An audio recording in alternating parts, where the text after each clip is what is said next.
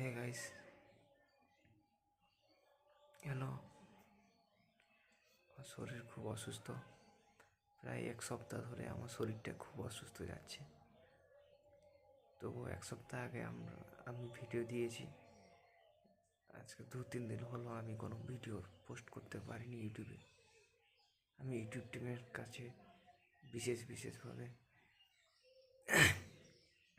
ক্ষমা প্রার্থী। আর সমস্ত আমার ইউটিউব টিমের সমস্ত সদস্যদের কাছে ক্ষমা প্রার্থী জানাই। আমার শরীরটা খুব অসুস্থ, তাই ভিডিও পোস্ট করতে পারিনি।